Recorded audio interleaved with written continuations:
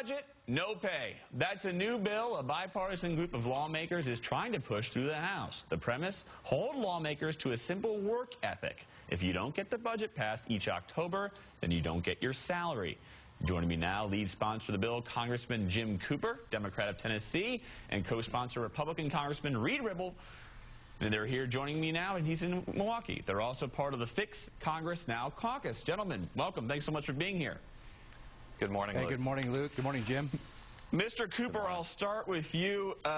No budget, no pay. Essentially, that if Congress can't get a budget by October 1st, you guys don't get paid. And you had a great quote. You said, we'll have engaged the most powerful lobbyists on earth to get it done, namely our spouses. They'll get angry if we're not paid. Talk about your bill. Well, that's right, Luke. The idea is very simple, no work, no pay. And the idea is very powerful because Congress has not been held responsible for its collective behavior. We've really not passed a budget and appropriations bills on time in like 14 years. You just talked about how 15 banks have been downgraded yesterday.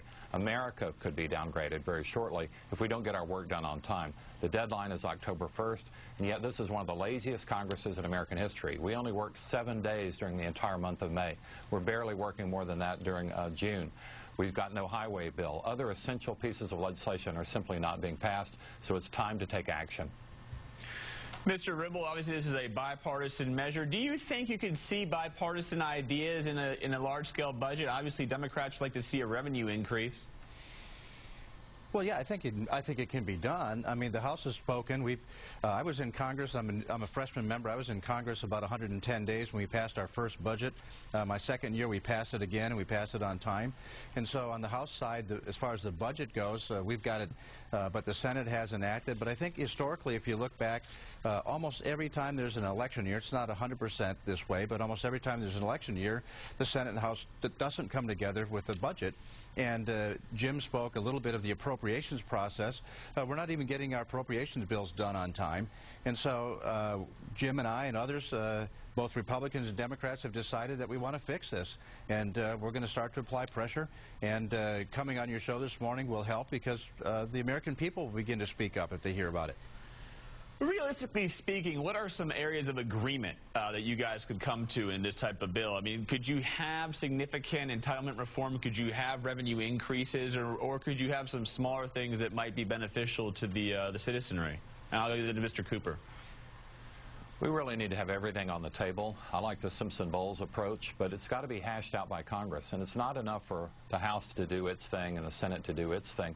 We've got to come together as a Congress and take responsibility because we live in the greatest nation on earth. We've got to keep it that way.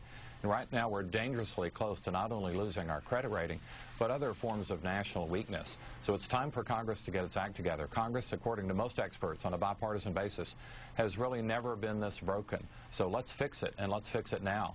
We've got a few weeks left in this session. There are really only about 23 days left, according to the congressional calendar, before the election. We've got to move fast. I'll ask you, where do we fix it, though? Where can we agree, both of you? Where can we find something that we can take home and sign into law?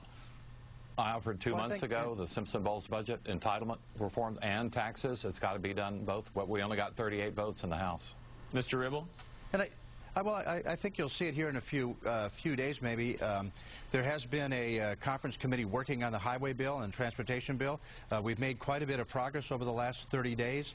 I think we might be able to get some things wrapped up maybe this week. If we need an extension, we'll get it. But I think there's been a lot of progress made on the highway bill. That's been done in a bipartisan fashion, both in the Senate and in the conference committee. And I think you might actually see some things happen.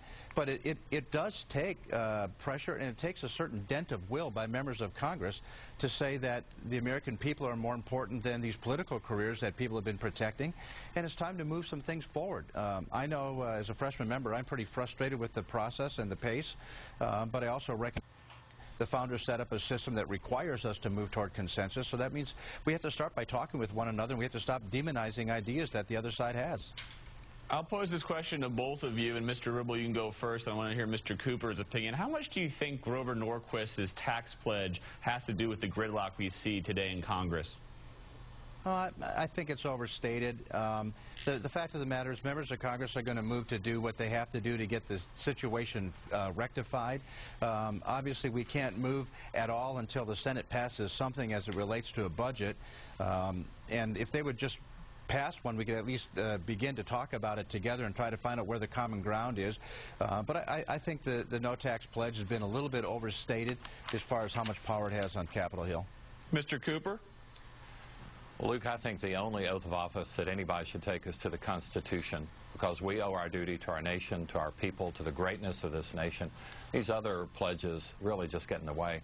And when 95% of one party has pledged to take a huge thing off the table, that makes negotiations extremely difficult. So let's put our country first. We must do that, because America is slipping, and slipping badly, and Congress is part of that unless we fix Congress. It's really a question of, like, of veterinary medicine.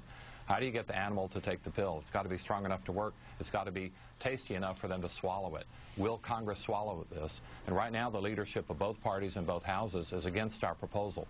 We need a grassroots effort here to build support for this so we can get it passed in this Congress. Well, I suspect you'll have a difficult time this Congress, but perhaps 2013. Jim Cooper, Reed Ribble, thank you so much for joining us this morning. We appreciate it. Thank you, Luke.